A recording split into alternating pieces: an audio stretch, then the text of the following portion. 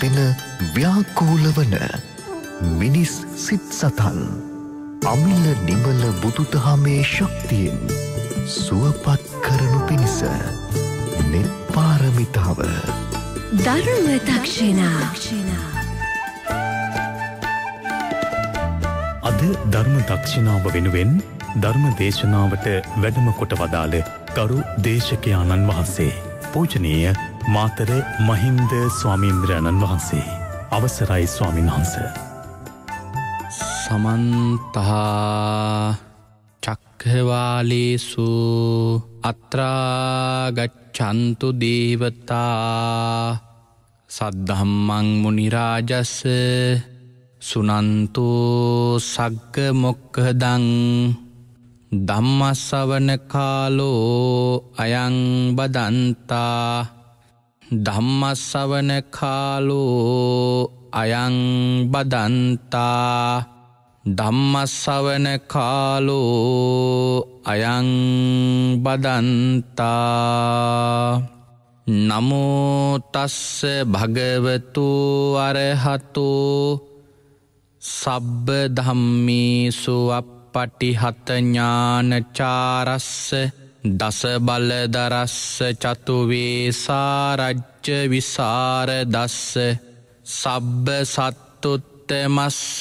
ධම්මිස්සරස්ස ධම්ම රාජස්ස ධම්මත්සාමිස්ස තථාගතස්ස සබ්බඤුනෝ සම්මා සම්බුද්දස්ස නමෝ තස්ස භගවතු අරහතු සබ්බ ධම්මේසු අප්පටිහත ඥානචාරස්ස දස බලදරස්ස චතුවේ සාරජ්‍ය විසරදස්ස සබ්බ සත්තුත්තමස්ස ධම්මිස්සරස්ස ධම්ම රාජස්ස ධම්මත්සාමිස්ස තථාගතස්ස සබ්බඤුනෝ සම්මා සම්බුද්දස්ස නමෝ තස්ස භගවතු අරහතු සබ්බ ධම්මේසු අප්පටිහත ඥානචාරස්ස දස බලදරස්ස චතුවේ සාරජ්‍ය විසරදස්ස සබ්බ සත්තුත්තමස්ස ධම්මිස්සරස්ස ධම්ම රාජස්ස ධම්මත්සාමිස්ස තථාගතස්ස සබ්බඤුනෝ සම්මා සම්බුද්දස්ස උතුම් වූ භාග්‍යවතුන් වහන්සේට මාගේ උතුම් වූ නමස්කාරය වේවා. ධම්මස්වාමී ලෝකස්වාමී භාග්‍යවතුන් වහන්සේට අයිති ධර්මයක් දේශනා කරන මේ වෙලාවේ මාගේ මොවින් වැරදි වචනයක් පිට නොවේවා, මිත්‍යා දෘෂ්ටික වචනයක් පිට නොවේවා, මගේ අදහසක් ධර්මයට විරුද්ධව පිට නොවේවා. උතුම් වූ භාග්‍යවතුන් වහන්සේගේ සත්‍යම වූ බුද්ධ වචනය දේශනා කරන්න භාග්‍යවතුන් වහන්සේගේ අධිෂ්ඨාන ශක්තිය පිළිසරණක් වේවා. උතුම් වූ සංඝ රත්නයේ අධිෂ්ඨාන ශක්තිය පිළිසරණක් වේවා. කෝටි ලක්ෂයක් වැඩ සිටින සියලුම ආර්යයන් වහන්සේලාගේ අනුග්‍රහය ලැබේවා. සියලුම සත්පුරුෂයන් වහන්සේලාගේ අනුග්‍රහය ලැබේවා. සියලුම ශාසන ආරක්ෂකයින් වහන්සේලාගේ අනුග්‍රහය ලැබේවා. හැම දිනාටම භාග්‍යවතුන් වහන්සේගේම ධර්මය අවබෝධ කරගෙන උතුම් චතුරාර්ය සත්‍ය ධර්මයම අවබෝධ කරගනිත්වා. සාදු සාදු සාදු. ධර්ම ශ්‍රවණා බිලාසී ශ්‍රද්ධා බුද්ධ සම්පන්න වාසනාවන්ත කාරුණික පින්වත්නි, අද දවසේදී මේ පින්වත් හැම දෙනාම මේ වෙලාවේදී බලාපොරොත්තු වන්නේ භාග්‍යවත් අරහත් සම්මා සම්බුදුරජාණන් වහන්සේ විසින් ඔබෙත් මගෙත් නිවන පිණිස මහා කරුණාවෙන් දේශනා කොට වදාළ සුවාසෝ දහසක් ධර්මස්කන්ධයන් අතරින් ඊ타ත්ම වටින ධර්ම කාරණාවක් ශ්‍රවණය කරන්නයි මේ ශ්‍රාවක පින්වත් පිරිස බලාපොරොත්තු වන්නේ. අද ධර්ම දේශනාව මුළු මහත් ලෝකයාටම දේශනා කරවීමේ අරමුණින් ධර්ම දානමේ පින්කම සඳහා දායකත්වයේ ගෙන කටයුතු කරනු ලබනවා. කුරුණෑගල මීගමුපාර මුහන්දිරම් වීරතුංග මාවත අංක 26-14 ලිපිනේ පදිංචි එච්.එම්. නන්දි චිත්‍රා හේරත් මහත්මිය ඇතුළු පින්වන්ත පිරිස.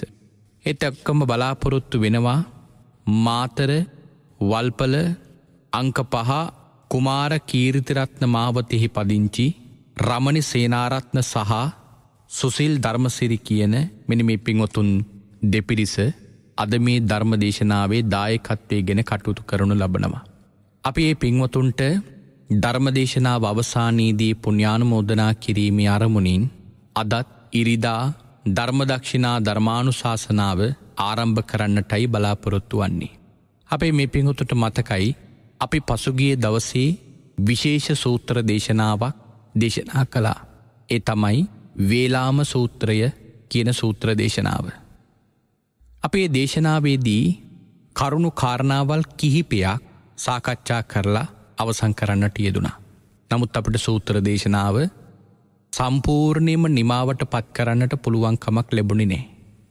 එහි තවත් කොටසක් අද මේ විදියට ආරම්භ කරන්නටයි බලාපොරොත්තු වන්නේ. අපේ මේ පින්වතුන් එම ධර්ම දේශනාව ශ්‍රවණය කරා නම් පින්වතුන්ට මතක ඇති අපි එහිදී සාකච්ඡා කරපු ධර්ම කාරණාව. බුදුරජාණන් වහන්සේ දවසක් අනේපිඩි සිටුතුමා මුණ ගැහෙනවා. අනේපිඩි සිටුතුමා එක්තරා කාලයකදී නිසි ආර්ථික කළමනාකරණයක් නොතිබිච්ච නිසා සිටුවරයා දුප්පත් වුණා. මෙන්න මේ කාලේ භාග්‍යවතුන් වහන්සේ සිටුවරයාගෙන් අහනවා සිටුවරය කොහොමද මේ දවස්වල දෙන දාන කියලා. එතකොට එතනදී විමසන්නේ භාග්‍යවතුන් වහන්සේ භික්ෂු සංඝරත්නයට දෙන දානය පිළිබඳව නෙමෙයි. මොකද භාග්‍යවතුන් වහන්සේ දන්නවා භාග්‍යවතුන් වහන්සේට සහ භික්ෂු සංඝරත්නයට ඊ타මත්ම ප්‍රණීත දානයන් සකස් කළ දෙනවා කියලා. ඒක භාග්‍යවතුන් වහන්සේ තමන්ට ලැබෙන දානයේ පිළිබඳ ප්‍රණීත බව රූක්ෂ බව තමන් වහන්සේ දන්නවනේ. ඒ නිසා මෙතන අහන්නේ බුද්ධ ප්‍රමුඛ සංඝරත්නයට දෙන දානයේ පිළිබඳව නෙමෙයි. මොකද අනේපිඩි සිටුතුමා බුද්ධ ප්‍රමුඛ සංඝරත්නයට දන් දෙන්නත් කලින් ඉඳලම මේ දුගී මගී යාචකයන්ට කන්න දුන්නා. අනාථ වූ අයට ආහාර පාන දීපු නිසා තමයි අනේපිඩු කියන නමත් පටබැඳුනේ. ඒතර භාග්‍යවතුන් වහන්සේ අහනවා කොහොමද ගෘහපතිය මේ දවස්වල දෙන දාන? එතකොට සිටුවරයා පිළිතුරු දෙනවා ස්වාමීනි මම මේ දවස්වල රූක්ෂ දානය දෙන්නේ. කටුක රළු දනුයි දෙන්නේ. ඒක කනස්සල්ලෙන් ප්‍රකාශ කරපු නිසා භාග්‍යවතුන් වහන්සේ සිටුවරයාට කියනවා සිටුවරය යම් කිසි කෙනෙක් රූක්ෂ දානයක් හෝ වේවා ප්‍රණීත දානයක් හෝ වේවා ඒ දානේ ලැබෙන විපාකවල අඩු වැඩි බවක් තීරණය වෙන්නේ දෙන දේ අනුව නෙමෙයි. දෙන විදිය අනුවයි. ඒක භාග්‍යවතුන් වහන්සේ සිටුවරයාට කියනවා සිටුවරය යම් කිසි කෙනෙක් රූක්ෂ දානයක් හෝ වේවා ප්‍රණීත දානයක් හෝ වේවා අසක්කච්ඡන් දානං දේති නොසකසා දෙනවන අගෞරවයෙන් දෙනවන තමන්ගේ අතින් දෙන්නේ නැතුව අනුන් ලබා දෙනවන එහෙම නැත්තම් විසි කරන්නාක් මෙන් දෙනවනං එහෙම නැත්තම් නිරන්තරයෙන් දන් දෙන්නේ නැත්තම් එහෙමත් නැත්තම් දානීහි මතු විපාක බලාපොරොත්තුවක් නැතුව දන් දෙනවනං ආන්න එහෙම දෙන දානයේ පිළිබඳවයි සැලකිලිමත් වෙන්න ඕන කියලා බුදුරජාණන් වහන්සේ සිටුවරයාට දේශනා කරනවා. මොකද මේ ශාසනයේ අයිති පින්වතුනි පොහොසතුන්ට කියන කාරණාවට නෙවෙයි. ධනෙන් පොහොසත් වීම මේ ශාසනයේ දියුණුවක් හැටියට සලකන්නේ නැහැ. මේ ශාසනයේ දියුණුව හැටියට සලකන්නේ සප්ත ආර්ය ධනෙන් පෝෂත් වීම. භාග්‍යවතුන් වහන්සේගේ ශාසනයේ ධනපතියන්ට එක විදියක් දුප්පතුන්ට තවත් විදියක් කියලා බේද කිරීමක් නැහැ. බුදුරජාණන් වහන්සේ දියුණුව අතින් සැලකුවේ යම් කිසි ශ්‍රාවකයෙක් යම් කිසි කෙනෙක් සප්ත ආර්ය ධනෙන් පෝසත් වෙනවනං ආන්නේ කාරණාවයි භාග්‍යවතුන් වහන්සේ දියුණුව හැටියට පුද්ගලයෙකුගෙන් බලාපොරොත්තුනි. එතකොට කවුරු හරි කෙනෙක් තමන්ට තියෙන ප්‍රමාණයෙන් දන් දෙනවා. අපි හිතමු දුප්පත් කෙනෙක් වේවා එහෙම නැත්තම් පොහොසත් කෙනෙක් වේවා ඒ හැමදානයක්ම භාග්‍යවතුන් වහන්සේ බොහොම උසස් කොට බාරගෙන තියෙනවා. මොකද පින්වත්නි භාග්‍යවතුන් වහන්සේ එක්තරා අවස්ථාවකදී භික්ෂුන් වහන්සේලාට පුත්‍ර මාංශ කියලා සූත්‍රයක් දේශනා කරනවා. සංයුක්ත නිකායේ මහා වග්ගපාළීහි සඳහන් මේ සූත්‍ර දේශනාව බුදුරජාණන් වහන්සේ දේශනා කරනවා භික්ෂූන් වහන්සේලාට ලැබෙන මේ සිව්පස දානය පරිභෝග කරද්දී ප්‍රත්‍යවේක්ෂා කළ යුතු ආකාරය පිළිබඳව. එතනදී බුදුහාමුදුරු දේශනා කරන්නේ අම්මයි තාත්තයි දෙන්නෙක් කාන්තාරයක ගමනක් යනවා. මේ කාන්තාරයේ ගමනක් යද්දි මේ අම්මයි තාත්තයි දෙන්නා ගෙනාපු ආහාර පාන ටික අවසන් වෙනවා. ඒ වෙලාවේ තමන්ගේ එකම පුත්‍රයා මරලා ඒ මස් අනුභව කර කර ඉතුරු කාන්තාර යුදුම් ප්‍රමාණය තරණය කරලා නගරයට යනවා. මේ උපමාව දක්වලා භාග්‍යවතුන් වහන්සේ දේශනා කරනවා භික්ෂුන් වහන්සේලාට මේ අම්මයි තාත්තයි දෙන්නා තමන්ගේ එකම ප්‍රිය වූ පුත්‍රයාගේ මස් අනුභව කරන්නේ කැමැත්තකින් නෙවෙයි. අකමැත්තින්. කෙනෙක් දුර්ලභව කෑමක් ලැබෙනකොට ඒ කෑම ටැලෙනවා. හැබැයි මේ අම්මටයි තාත්තරය දෙන්නටත් දුර්ලභ කෑමක් තමයි මේ ලැබුණේ. කවදාවත් නොකාපු ආකාරයේ කෑමක් තමයි මේ ලැබුණේ. හැබැයි මේ අම්මයි තාත්තයි දෙන්නා ඒ ආහාරය අනුභව කරද්දි එහෙම නැත්නම් පුත්‍ර මාංශය අනුභව කරද්දි කියන්නේ නෑ කාලයකට පස්සේ බොහොම රසවත් දුර්ලභ කෑමක් ලැබුණ කී කන්නේ නෑ. එහෙම නැත්නම් මේ අම්මයි තාත්තයි දෙන්නා කෙනෙක් දුර්ලභ කෑමක් ලැබුණම ප්‍රාර්ථනා කරනවා ආයේ කවදා මේ වගේ මසක් අපිට කන්න ලැබෙයිද කියලා. ඒ වගේ මේ අම්මයි තාත්තයි දෙන්නා මතුත් මේ ආහාරයෙන්ම මට ලැබේවා කියලා ප්‍රාර්ථනා කර කර කන්නෙත් නෑ. තමන් මේ වගේ මස් කනවා තමන් මේ වගේ ආහාරපාන කනවා කියලා නොයෙක් මිනිසුන්ට තමන්ගේ උසස් තත්ත්වය පෙන්වන්න තමන් ගන්න ආහාර පිළිබඳ ප්‍රසිද්ධ කරනවා. අපේ සමාජෙත් දකිනවනේ සමහර වෙලාවට උසස් ආපන ශාලාවල් වලට ගිහිල්ලා තමන් ආහාරපාන ගන්න කලින් ඒවායේ ඡායාරූප අරගෙන සමාජ මාධ්‍යයට මුදා හරිනවා තමන් මෙවැනි ආහාරපානයක් ගන්න කියලා ප්‍රකට කරනවා. ඒ තමන්ගේ තත්ත්වය තමන්ගේ මාන්නය ඉස්මතු කරන දෙයක්. හැබැයි මේ අම්මයි තාත්තයි දෙන්නා නගරයට ගිහිල්ලවත් නගරේ සීමාවට එනකොටවත් කිසිම කෙනෙකුට දැනගන්න තියන්නේ නැහැ. තමන් දෙන්නා මේ කාන්තාරයේ තරණය කරේ මෙන්න මේ වගේ මසක් අනුභව කර කියලා. බුදුරජාණන් වහන්සේ මේ පුත්‍ර මාංශ සූත්‍රය දේශනා කරමින් භික්ෂුන් වහන්සේලාට පෙන්වලා දෙනවා ආහාරය පිළිබඳව ප්‍රතිවීක්ෂා කරන්න ඕන ආකාරය පිළිබඳව. එතකොට භාග්‍යවතුන් වහන්සේ මේ උපමාව දක්වලා භික්ෂුන් වහන්සේලාට පෙන්වලා දුන්නු මේ කාරණාව නිසා පින්වත්නි භික්ෂුන් වහන්සේලාට රළු දානයක් හෝ වේවා ප්‍රණීත දානයක් හෝ වේවා මේ කුමන ආහාරයක් ලැබුණත් කවදාවත් ඒ ආහාරයට නින්දා කරන්නේ නෑ. ඒ නිසා තමන්ගේ මට්ටමට තමන් දන් දෙන්න පුළුවන්. තමන් ධනපතියෙක් වෙන්න ඕනේ නෑ දන් දෙන්න. තමන් දැන් ඉන්න මට්ටම සමහර වෙලාවට දුප්පත් මට්ටමක් වෙන්න පුළුවන්. තමන් ගන්න ප්‍රමාණය තමන් පූජ කරන්න. පූජ කරන දේවත් පූජ කරන මට්ටමවත් පූජ කරන ප්‍රමාණවත් නෙවෙයි පින්වතුනි දානයේදී සැලකිලිමත් වෙන්න ඕන. දානයකදී සැලකිලිමත් විය යුත්තේ සකසල දන් දීම, ගෞරවයෙන් දන් දීම, තමන්ගේ අතින් දන් දීම, විසිකරන්නාක් මෙන් නොදී දන් දීම, නිරන්තරයෙන් දන් දීම, මතු භවයන්වල විපාක ලැබෙනවා කියන බලාපොරොත්තුෙන් දන් දීමයි. මෙන්න මේ කාරණාවලුයි සැලකිලිමත් වෙන්නට ඕන. බුදුරජාණන් වහන්සේ දේශනා කරනවා අනීපිඩු සිටුතුමාට ගෘහපතිය ප්‍රණීත දානයක් හරි රූක්ෂ දානයක් හරි මෙන්න මේ කාරණාවල් පහ මත පදනම් වෙලා දන් දීම තමයි සැලකිලිමත් වෙන්න ඕන කියලා.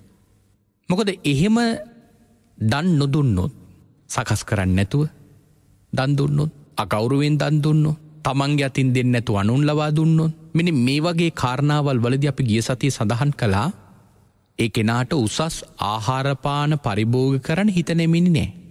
උසස් යානාවල් පරිභෝග කරන්න හිත නෙමින්නේ නැහැ. උසස් පංචකාම ගුණය පරිහරණය කරන්න සිත නෙමින්නේ නැහැ.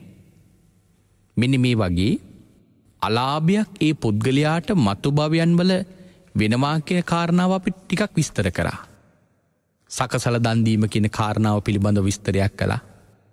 එතකොට භාග්‍යවතුන් වහන්සේ දේශනා කරනවා එහෙම දන් දුන්නයින් පස්සේදී ඒ කිනාට ලැබෙන විපාක මොන වගේද කියලා. බුදුරජාණන් වහන්සේ දේශනා කරනවා පින්වත් ග්‍රහපතිය යම්කිසි කෙනෙකුට නොයෙක් රස සුගන්ධයන්ගෙන් යුක්ත භෝජනයක් ලැබුණොත් ගෘහපතිය ඒ කෙනාගේ හිත නැමින්නේ නැහැ. උසස් ආහාර පානයක් ප්‍රනීත රසවත් ආහාර පානයක් අරගෙන ආපු වෙලාවට ඒ කෙනා කියනවලු හරතේ තං රෝග වඩන. ඔය කෑම අරගෙන යන්න මේ කෑම කෑවොත් ලෙඩ වෙනවා. ඇයි එහෙම කියන්නේ? තමන්ට උසස් ආහාරපානයක් ලැබෙනවා. නමුත් තමන්ට හිතෙනවා මේ ආහාරපානය අනුභව කළොත් තමන් ලෙඩ වෙනවා කියලා. බුදුරජාණන් වහන්සේ දේශනා කරනවා ගෘහපතිය කෙනෙකුගේ හිත ආන් ඒ විදියට සැකසෙන්නේ උසස් ආහාරපානයකට හිත නැමින්නේ නැති මොකක් නිසාද? පෙර භවයන් වලදී දන් දෙද්දී ආන්නර කලින් මතක් කරපු කරුණ කාරණාවල් පිළිබඳව අවධානයක් නැතුව දන් දීලා සකස් කරන්නේ නැතුව අගෞරවයෙන් තමන්ගේ අතින් දෙන්නේ නැතුව අනුන් ලබා දීලා ආන් එහෙම දන් දුරු නිසායි ගෘහපතිය ඒ කෙනාගේ හිත උසස් ආහාර පාන වලට නැමින්නේ නැත්තේ. ඉතින් ඒ කෙනා හිතනවලු යේනවා තේනවා ඩාකේන මේ යම්තන් එළවලුවක් සමග සකුණ්ඩක බත්තං අමතං විය සම්පියායමානෝ පුංජති.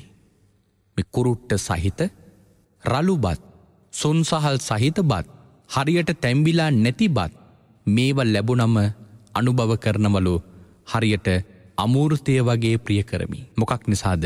මේ රළු රෝක්ෂ ප්‍රනීත බවක් නැති ආහාරපාන ලැබුණම ඒවා උසස් ආහාරපානයයි කියලා හිතාගෙන ප්‍රනීත බවකින් අනුභව කරන්නේ මොකක් නිසාද?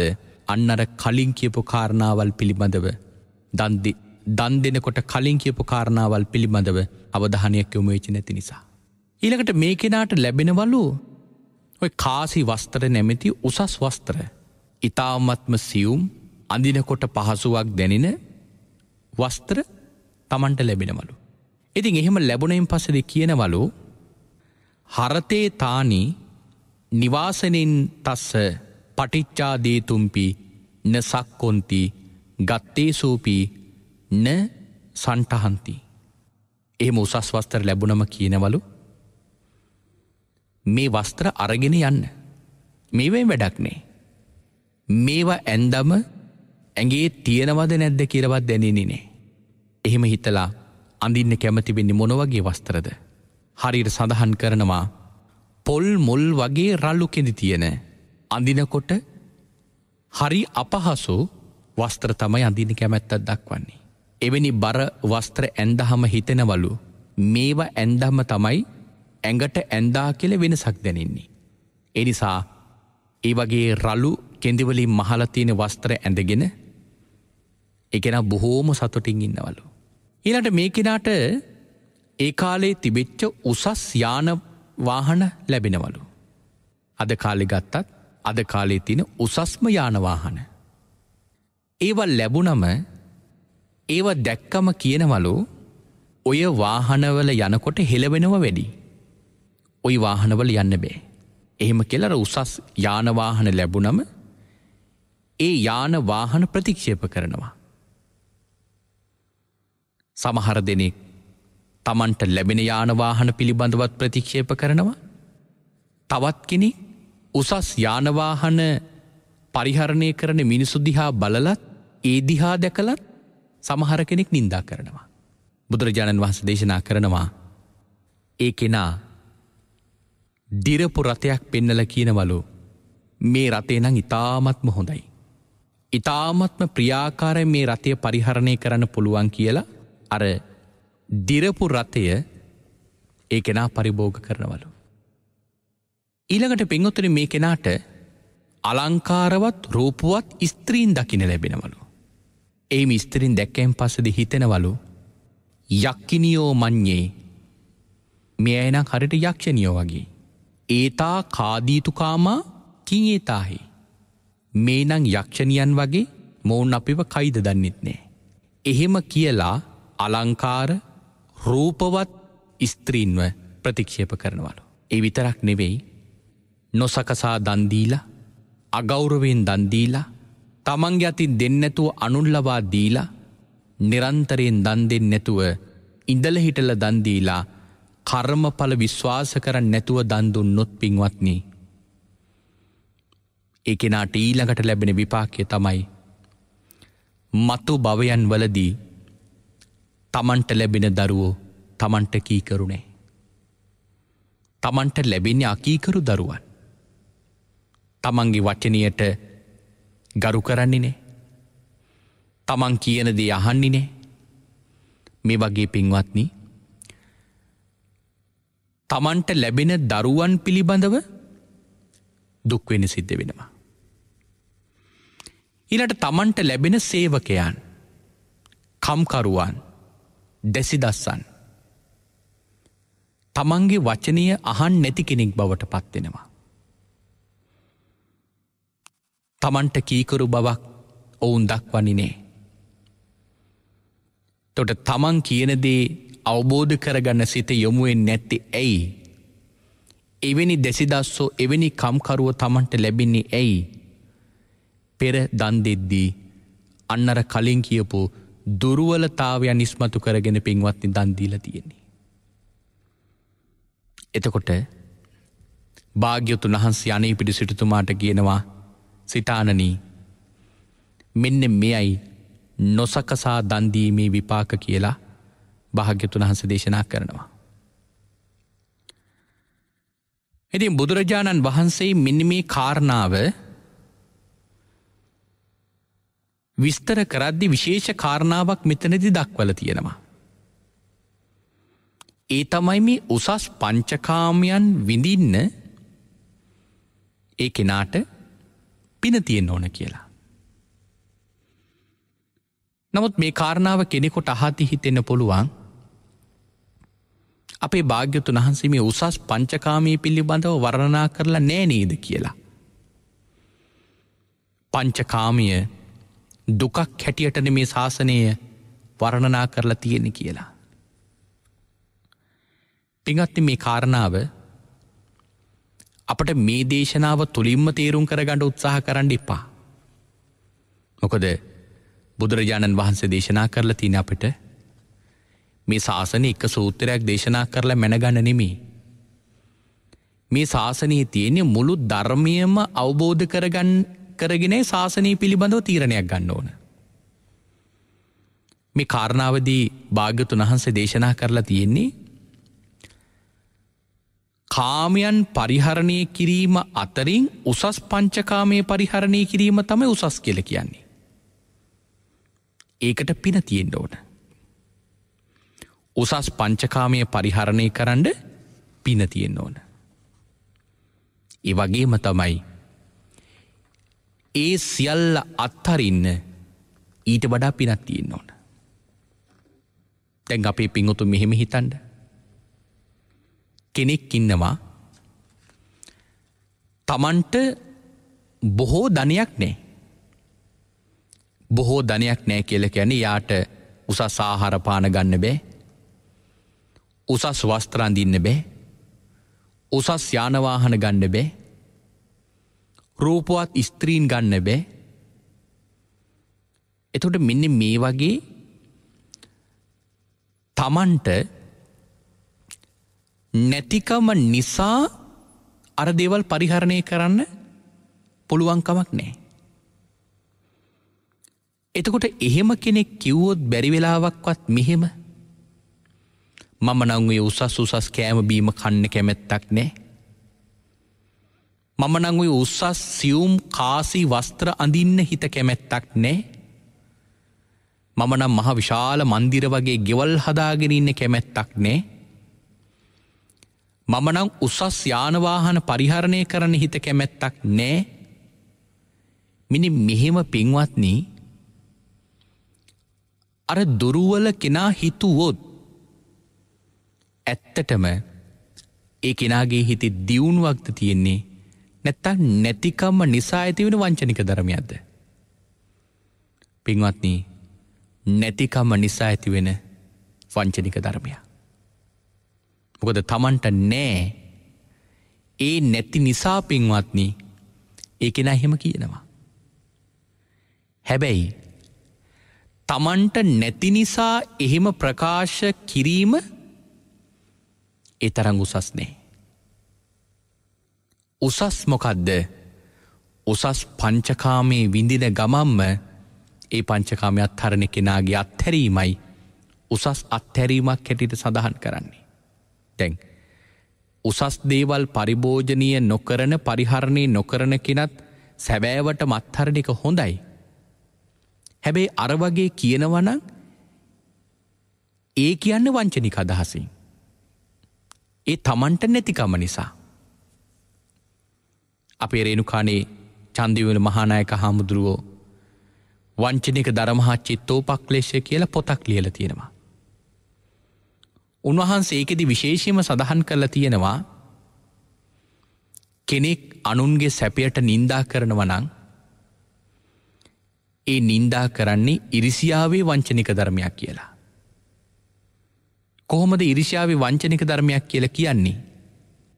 දැන් තමන්ට උසස් දේවල් පරිහරණය කරන්න පුළුවන් කමක් නැහැ. එතකොට උසස් දේවල් පරිහරණය කරන කෙනාගේ දිහා බලලා ඒ කෙනා නින්දා කරනවන අර වගේ ලොකු ගෙවල් හදාගෙන කොහොමද නඩත්තු කරන්නේ? අපරාධිනේ ඔය ලොකුගේ හදාගත්තට වඩා පොඩි ගියක් හදාගෙන ඒ ධනෙන් තව කී දෙනෙකුට ගෙවල් හදලා දෙන්න තිබුණද? අර වගේ ලොකු වාහනයක් අරගෙන කොහොම නඩත්තු කරන්නද? අපරාධී ඔය වාහනේ ගන්න නැතුව සුළු වාහනයක් අරගෙන ඒ ධනෙන් තව කී දෙනෙකුට උදව් කරන්න තිබුණද? අර වගේ බොරුවට වස්ත්‍ර ඇඳගෙන බොරුවට ආභරණ පැළඳගෙන ඒකින් ඇති ලාභය මොකක්ද කියලා සමහර කෙනෙක් පින්වතුනි නින්දා කරනවා. හැබැයි නින්දාව දිහා දැක්කම කෙනෙකුට හිතෙන්නේ ඒක ඇත්තනේ කියලා. මොකද උසස් දේවල් පරිහරණය කරන කෙනාට ඒ උසස් දේවල් ඒ විදිහට පරිහරණය නොකර දන් දීම කියන එක හොඳ දෙයක්. නමුත් පින්වත්නි අර නින්දා කරන කෙනා ඒ නින්දාව කරන්නේ සැබෑවටම චෝදනාවක් හැටියට නෙමෙයි. තමන්ට නැතිකම නිසා තමන්ට එවැනි සම්පත් විඳින්න බැරිකම නිසා අන්‍ය සැපේ කෙරෙහි ඇතිවෙන ඉරිසියාව නිසා. ඒකයි රේණුකානේ චන්දිවිමල මහානායක හාමුදුරුවෝ දේශනා කරේ ඒක ඉරිසියාවේ වංචනික ධර්මයක් කියලා. නමුත් මේ කාරණා මම ටිකක් මේ විස්තර කරේ පිටුතරි බලන අපේ භාග්‍යවතුන් වහන්සේ සිද්ධාර්ථ බෝධිසත්වයෝ වෙලා ඉන්න කාලේ කොයිතරම් සැප වින්දද? විඳපු සැපේ ගැන සඳහන් කරලා තියෙනවා සුකුමාල සූත්‍රයේදී මාලිගාවල් 3ක් තිබිලා තියෙනවා.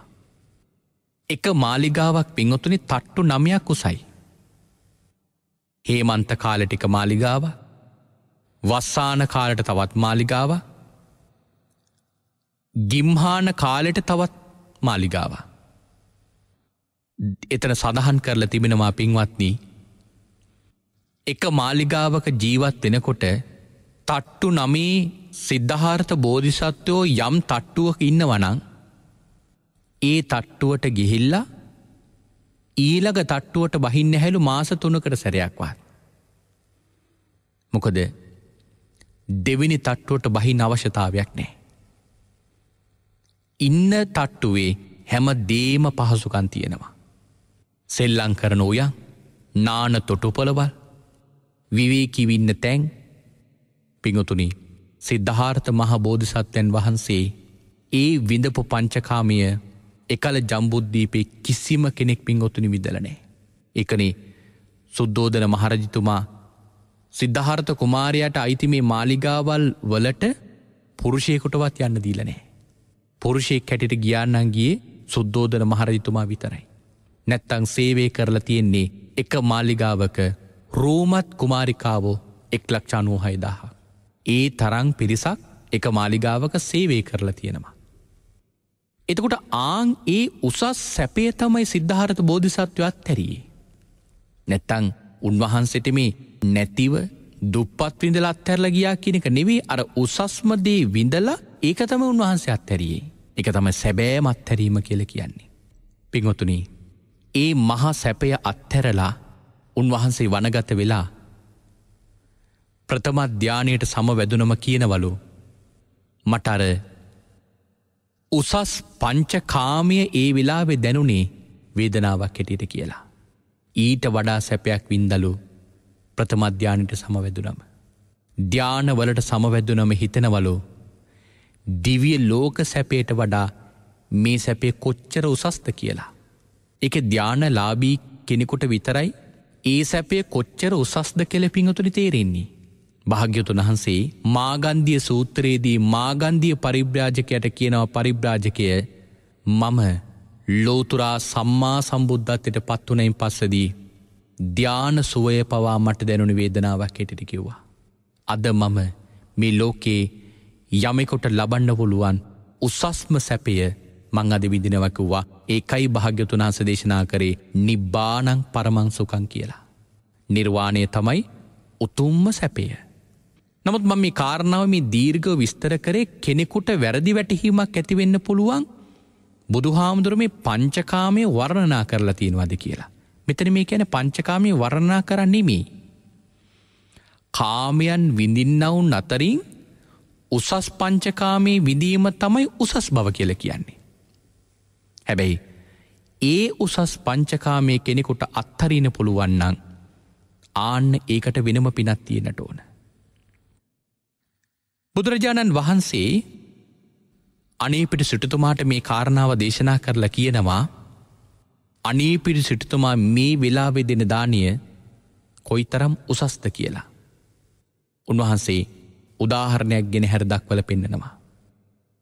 සිටුතුමනි, මම අතීතයේ වෙච්ච කතාවක් කියන්න. අතීතයේ වේලාම කියලා බමුණෙක් හිටියා. මේ වේලාම බ්‍රාහ්මණයා ඒ කාලේ හිටපු උසස් සැපයක් විඳපු කෙනෙක්. වේලාම කියලා නම පට බැඳුනෙත් ඒ නිසයි. වේල කියන්නේ සීමාවක් නැහැ කියන එකයි. වේල කියලා කියන්නේ සීමාවක් කියන එකයි. මා කියන්නේ නැහැ කියන එකයි. සීමාවක් නැතුව උසස් බව තමන් තුළ පිහිටි නිසා තමයි මේ බ්‍රාහ්මණයට වේලාම බ්‍රාහ්මණය කියලා නම පට බැඳෙන්නේ. මොකද්ද මේ උසස් කියලා කියන්නේ? ඉපදිලා තියෙන උසස්ම කුලයක මිනිස්සෙකුට ලබන්න පුළුවන් උසස්ම රූප සම්පත්තිය බ්‍රාහ්මණයට ලැබිලා තියෙනවා. උසස් ගෝත්‍රයක ඉපදුණු නිසා උසස් රූපයක් ලැබිච්ච නිසා ඒ විතරක් නෙවෙයි, උසස් වස්තුන් සීමාවක් නැතුව ලැබිච්ච නිසා, උසස් ශ්‍රද්ධාවක් තිබිච්ච නිසා, සීමාවක් නැති උසස් ප්‍රඥාවක් තිබිච්ච නිසා මේ බ්‍රාහ්මණයට වේලාම බ්‍රාහ්මණය කියලා නම ලැබෙනවා.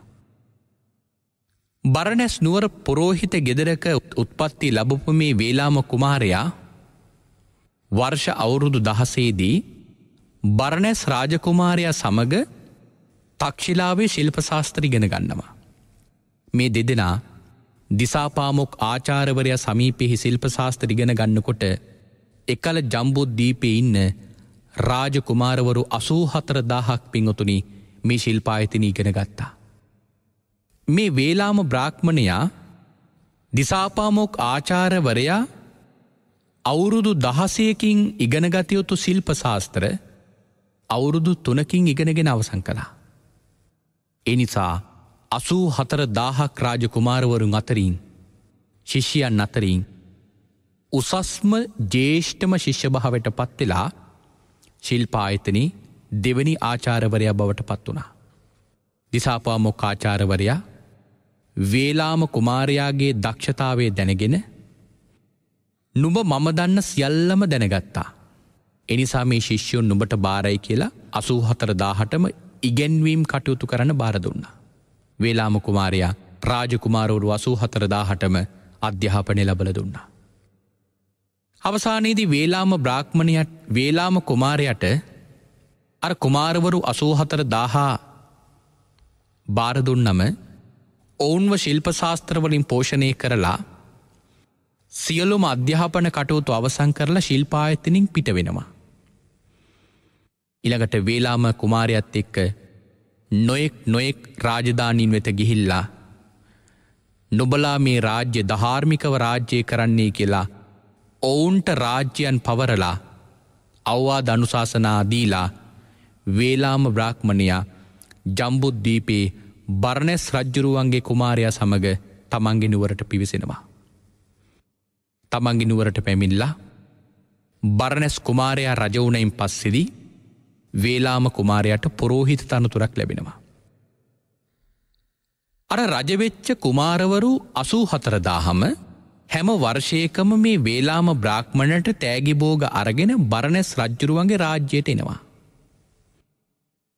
එහෙම පැමිණීම නිසා මේ රජවරු එනකොට තනියෙන් එන්නේ නැහැ. මහා සේනාවක් එක්ක එන්නේ.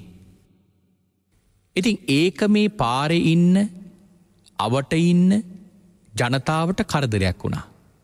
මොකද 84000ක් රජවරු විශාල සේනාවක් පිරිවරාගෙන බර්ණස් රාජ්‍යයට ඉන්නේ. ඉතින් ජනතාව උද්ඝෝෂණය කරන්න පටන් ගත්තා. මේ කාරණාව නිසා බර්ණස් රජුරෝ වේලාම බ්‍රාහ්මණයට මේකට පිළියමක් කරන්න බාර දුන්නා. ඒ වෙලාවේ වේලාම බ්‍රාහ්මණයා බර්ණස් රජුරවන්ට කිව්වා මහරජ නුඹ වහන්සේගේ මේ රාජ්‍ය සීමාවක් කරගන්න. හරියට උදාහරණයක් දක්වලා කියනවා කරත්ත රෝදයක් වගේ අපි මේ ජම්බුද්වීපය හඳුන්වමු. ඒකේ මැද තිබෙන කොටස වගේ මහරජ නුඹේ රාජ්‍ය වෙන් කරගන්න. ඊළඟට අනිත් 84000ක් රජවරුන්ට වේලාම බ්‍රාහ්මණය කියනවා අර කරත්ත රෝදේ අරයන් වගේ මැද කොටසට සම්බන්ධ වෙච්ච අර වගේ නුබලාගේ රාජ්‍ය 84000කට මුළු ජම්බුද්වීපයම බෙදාගන්න. ඊළඟට එහෙම බෙදාගත්තයින් පස්සේදී දැන් බර්ණස් රජ්ජුරුවන්ගේ රාජ්‍ය තමයි මැද තියෙන්නේ. ප්‍රධාන රාජ්‍ය. ඒකට බැඳිලා තියෙන අර කරත්තරෝදේ අර වගේ වටේටම අනිත් 84000 රාජ්‍ය බෙදලා තියෙනවා. දැන් වේලාම බ්‍රාහ්මණය මේකෙන් කළේ එක රජ කෙනෙක් සේනාවක් එක්ක එනවා බර්ණස් රාජ්‍යයට. හැබැයි එන්නේ පින්වතුනි අර කරත්තරෝදේ තියෙන අර වගේ තමන්ගේ රාජ්‍යයේ ඉඳලා තමයි බර්ණස් රාජ්‍යයට එන්නේ. එතකොට තමන්ගේ රටේ රජතුමා ගමන් කරද්දී මිනිසුන්ට කොයිතරම් පීඩා වුණත් ඒක පීඩාවක් ලෙස සලකන්නේ නැහැ. ඇයි?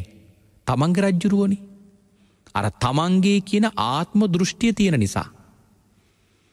ඒ නිසා ජනතාවගේ අර උද්ඝෝෂණය ජනතාවගේ කනලව්ව අඳෝනාව නැතුව ගියා. ඉතින් මේකට සතුටු වෙච්ච රජවරු වේලාම බ්‍රාහ්මණයට බොහෝ සෙයින්ම ප්‍රශංසා කරන්න පටන් ගත්තා. දවසක් බ්‍රාහ්මණයට හිතනවා මෙන්න මෙහිම තමන්ගේ පිය රජුරුවන්ගෙන් ලැබිච්ච මහ ධනියක් තියෙනවා. තමන්ට බොහෝ රජවරු ඇවිල්ලා බොහෝ ධනෙ ගෙනත් දෙනවා. ඒ නිසා මේ ධනිය මම දන් දෙන්න ඕන. මුළු දඹදිවම කැළඹෙන ආකාරයේ දානයක් දෙන්න ඕන. ඒක නිකම්ම දානයක් නෙවෙයි දඹදිවම කැළඹෙන ආකාරයේ දානයක්. ඒ නිසා රජතුමාගෙන් අවසර අරගෙන රජතුමාට මේ කාරණාව දන්වලා ගංගා තීරයේ යොදුන් 12000ක ලිප් බඳවලා ගිතෙල් මීපැණි උක්කකුරු තලතෙල් තලසහල් ආදී මේ හැම වස්තුවක්ම සපයලා හැම දාන වස්තුවක්ම සපයලා පින්වතුනි මහා දානයක් වේලාම බ්‍රාහ්මණය සංවිධානය කළා. මේ දානය පින්වතුනි කිසිම දෙයකින් අඩුපාඩුවක් නැති උසස්ම දානයක් බවට පත් කරගන්නවා. දානේ දුන්නු දේවල් පිළිබඳව මේ වේලාම සූත්‍රයේ දක්වලා තියෙනවා. දානේ සියල්ලක්ම සංවිධානය කරලා වේලාම බ්‍රාහ්මණයා හොඳින් නහලා පිරිසුදු වටිනා වස්ත්‍රයක් ඇඳගෙන රත්තරම් පැන්කෙඩියක් අතට අරගෙන අධිෂ්ඨානයක් කරනවා. මේ මහා දානීය පිළිගැනීමට සුදුසු යම් දක්ඛිනීය උත්තම පුද්ගලයෙක් මේ ජම්බුද්වීපයේ සිටිනවා නම් මේ පැන්කෙන්ඩියෙන් මේ ජලය මහ පොළොවට එකතු වේවා කියලා පැන්කෙඩිය අනිත් පැත්ත හරවනවා. පැන්කෙන්ඩියේ ජලය අරගෙන ඒ ජලය අනිත් පැත්තට හරවලා හිතනවා මේ ජම්බුද්වීපයේ දක්ඛිනීය උත්තම පුද්ගලයෙක් ඉන්නවා නම් මේ පැන් මහ පොළොවට වැටේවා කියලා අධිෂ්ඨානයක් කරනවා. නමුත් පින්වතුනි එක පැන් බින්දුවක් මහ පොළොවට හැලුන්නේ. ඒ කියන්නේ මොකද්ද? වේලාම බ්‍රාහ්මණයාගේ දානීය පිළිගන්න එදා එකඳු එක සෝවන් වහන්සේ නමක්වත් ඉඳලා නැහැ. එහෙනම් මේ දානීය දීලා තියෙන මොන කාලෙද? අබුද්ධෝත්පාද කාලේ. අබුද්ධෝත්පාද කාලේ වේලාම බමුණ දන් දුන්නත් මෙතන එහෙනම් මේ කාරණාවෙන් ඔප්පු වෙනවා එක පසේ බුදුරජාණන් වහන්සේ නමක්වත් ඉඳලා නැහැ කියලා. හැබැයි තමන්ට ප්‍රතිග්‍රාහක පැත්තින් දුසිල්වත් පිරිසක් ලැබුණම සමහර දෙනෙක් පින්වතුනි කනස්සල්ලට පත් වෙනවා. හැබැයි වේලාම බමුණ එහෙම කනස්සල්ලයකට පත් වෙලා නැහැ. අද කාලෙත් සමහර දෙනෙක් දන් දෙද්දී මෙන්න මේ වගේ කරුණු කාරණාවල් නිසා තමන්ගේත් මුළු දානෙම පින්වතුනි අපිරිසිදු කරගන්නවා. නමුත් බුදුරජාණන් වහන්සේ දේශනා කරලා තියෙනවා දානයක් පිරිසුදු වෙන්න කාරණාවල් කීපයක්. දානයක් අපිරිසුදු වෙන්නත් කාරණාවක් හැටියට බුදුරජාණන් වහන්සේ මේ දාන විසුද්ධීන් පිළිබඳව දේශනාවක් කරලා තිබෙනවා වෙනම. ඒකෙදි සඳහන් කරලා තියෙනවා පින්වතුනි මජ්ක්‍ධිම නිකායේ මේ දක්ඛින විභංග සූත්‍රයේම දානයක් පිරිසුදු වෙන්න අපිරිසුදු වෙන්න හේතු වෙච්ච කාරණාවක්. ප්‍රතිග්‍රාහකයා දුසිල්වත්. හැබැයි දායකයා සිල්වත්. එතකොට ඒ දානේ පිරිසුදු වෙනවා දායකයාගේ සිල්වත් භාවය මත. දැන් ලබන කෙනා දුසිල්වත් හැබැයි දන් දෙන දායකයා සිල්වත්. ඒ දානේ පිරිසිදු දානයක් වෙනවා කාගේ සීලය මතද? දායකයාගේ සීලය මත. ඊළඟට ප්‍රතිග්‍රාහකයා සිල්වත්. දානේ පිළිගන්න භික්ෂුන් වහන්සේලා සිල්වත්. හැබැයි දන් දෙන දායකයා දුසිල්වත්. ඒ දානෙත් පිරිසිදුයි. මොකක් නිසාද? අර දායක ප්‍රතිග්‍රාහකයාගේ සීලය මත දානේ පිරිසිදුයි. ඊළඟට සඳහන් කරනවා ප්‍රතිග්‍රාහකයා දුසිල්වත් දායකයා දුසිල්වත්. ඉතින් බුදුරජාණන් වහන්සේ දේශනා කරනවා ඒ දානය පිරිසුදු දානයක් බවට පත් වෙන්නේ නැහැ. ඒ දානය අපිරිසුදු දානයක්.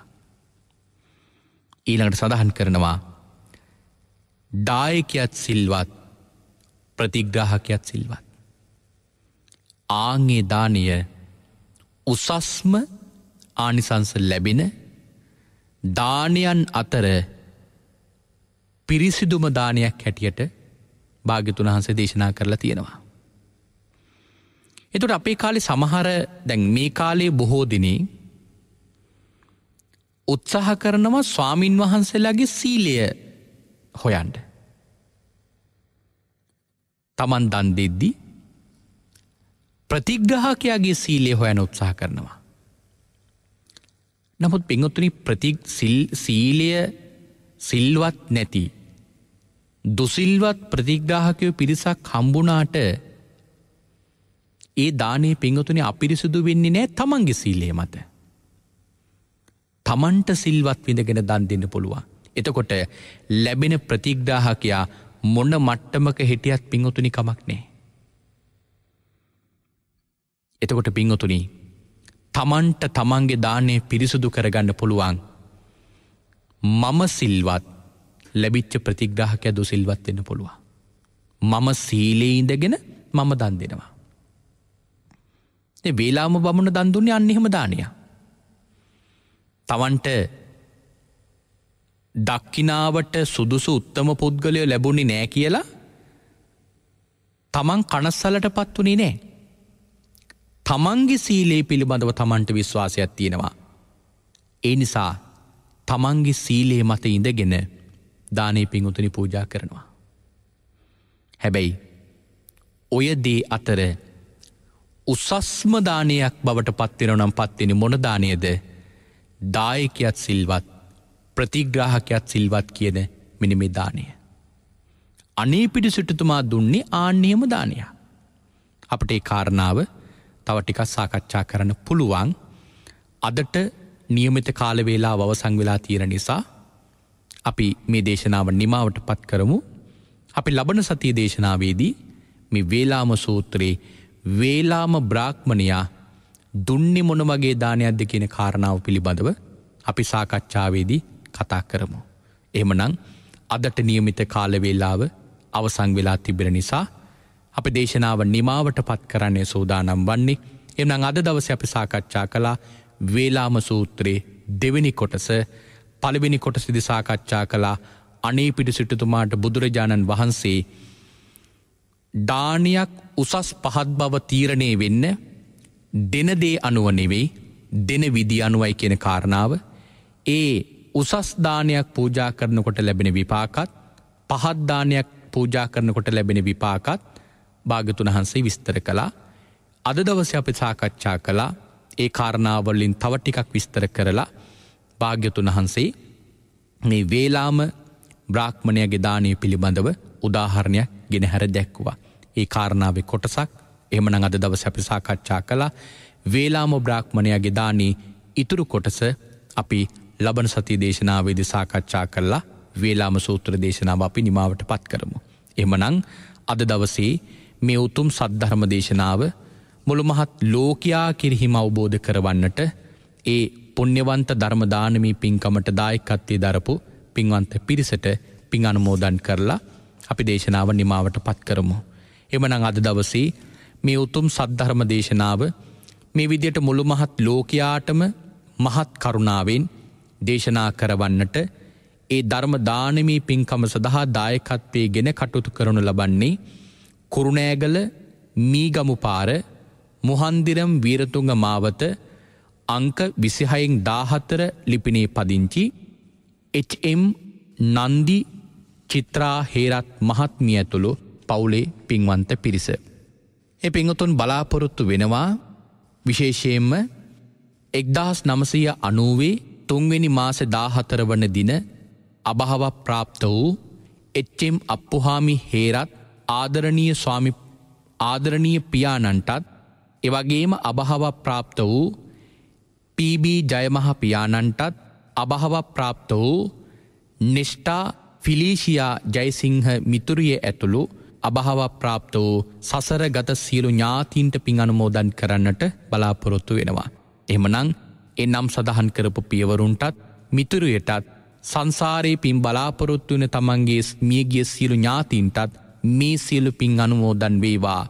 ලක්ෂ සංඛ්‍යාත ශ්‍රාවක පිරිසකට මේ උතුම් සද්ධර්ම දේශනාව ශ්‍රවණය කරන්නට දායකත්වයේ දැරීමෙන් ළඟා කරගත්තා වූ සියලු පින්වල බලයෙන් ඒ ඇත්තන්ට පින් අනුමෝදන් වේවා. ඒ මියගිය සියලු දෙනාගේම පරලෝකීය ජීවිතය සුවපත් වේවා. ප්‍රාර්ථනා කරන බෝධියකින් උතුම් චතුරාර්ය සත්‍ය ධර්මයම අවබෝධ වේවායි සාදු කියා අපි මේ වෙලාවේ පින් අනුමෝදන් කරමු.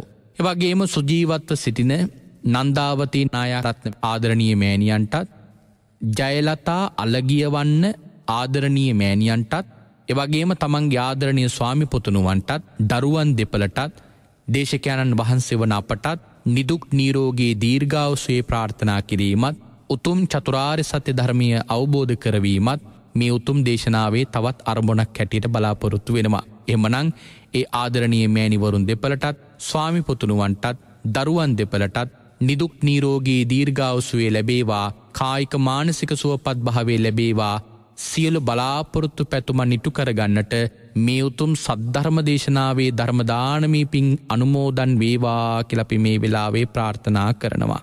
ඒ වගේම උතුම් වූ තෙරුවන්ගේ බලයෙන් ලංකා තලය ඇතුළු සියලුම ලෝකයන් වල ජීවත් වන සියලු සත්වයන්ට ආශිර්වාදේ කරන්නත් පින් අනුමෝදන් කරන්නත් මේ උතුම් පින්කම තුළින් බලාපොරොත්තු වෙනවා. එහෙමනම් ඒ හැම දිනාටමත් පින් බලාපොරොත්තු වෙන හැම දිනාමත් පින් අනුමෝදන් වේවා. ඒ වගේම තවත් දායකත්වයක් දරනවා මාතර වල්පල අංක 5 කුමාර කීර්ති මාවතෙහි පදිංචි රමණි සේනාරත්න සහ සුසිල් ධර්මසිරි කියන මෙන්න මේ පින්වතුන් දෙපළ. ඒ අත බලාපොරොත්තු වෙනවා අද දිනට ජන්මදිනී යෙදෙන මීට වසර 8කට පෙර මියගිය සෝමා සේනාරත්න මෑණියන්ටත් බෙනට් සේනාරත්න පියාණන්ටත් ආර්යවතී ගාල්ලගේ සහ එච් ප්‍රැන්සිස් දෙමාපියන්ටත් ඇතුළු මිය පරලෝකීය ඥාතින් හැම දිනාටමත් පින් අනුමෝදන් කරන්නට බලාපොරොත්තු වෙනවා. ඒ හැම දිනාටමත් මේ පින් අනුමෝදන් වේවා. ඒ හැම දිනාගේම පරලෝකීය ජීවිතය සුවපත් වේවා. ප්‍රාර්ථනා කරන බෝධියකින් උතුම් චතුරාර්ය සත්‍ය ධර්මය අවබෝධ වේවායි සාදු කියා පින් අනුමෝදන් කරනවා. ඒ වගේම කෞමදී කෞවින්දි කියන මේ දියණිවරුන්ටත් ඒ වගේම සමන්ත නිලංක කියන මේ බෑනාවරුන්ටත් ජනුල කියන මුණුපුරාටත් සෙත් ප්‍රාර්ථනා කරන්නට බලාපොරොත්තු වෙනවා. එමනම් මේ හැම දිනාටමත් නිදුක් නිරෝගී දීර්ඝායුෂය ලැබේවා. සීල බලාපොරොත්තු පැතුමන් ඉටු කරගන්නට මේ සද්ධර්ම දානමී පින්කමෙන් ලබන සියලු කුසල් හේතු වාසනා වේවා කියලා මේ වෙලාවේ පුණ්‍යානුමෝදනා කරන්නට බලාපොරොත්තු වෙනවා. එමනම් රැස් කරගත්තා වූ සියලු කුසලානිසංස ධර්මයන්ගේ බලයෙන් ධර්ම ශ්‍රවණය කරපු ඔබ අප හැම දිනාටමත් මේ සියලු කුසල් අනුමෝදන් වේවා. අවසානයේ ඔබ අප හැම දිනාම ප්‍රාර්ථනා කරන බෝධියකින් කෙටිම කාලයකින් පහසුම ආකාරයෙන් සුඛ සහගත ප්‍රතිපදාවෙන් මේ සියලු කෙලිස් බරින් නිදහස් වේවා. අජර වූ අමර වූ නිවන් ලැබ සැනසෙන්නට මේ කුසල් උතුම් පාරමිතාවක්ම වේවායි සාදු සාදු සාදු කියා ප්‍රාර්ථනා කරගමු. ආකාසට්ටහා චුම්මට්ටහා දේවානාගා මහිද්దికා පුඤ්ඤන්තං අනුමෝදිත්වා චිරන් රක්칸තු සම්මා සම්බුද්ධ ශාසනං. ආකාසට්ටහා චුම්මට්ටහා දේවානාගා මහිද්దికා පුඤ්ඤන්තං අනුමෝදිත්වා චිරන් රක්칸තු සම්මා සම්බුද්ධ දේශනං. ආකාසට්ටහා චුම්මට්ටහා දේවානාගා මහිද්దికා පුඤ්ඤන්තං අනුමෝදිත්වා චිරන් රක්ඛන්තු සම්මා සම්බුද්ධ ශාවකං.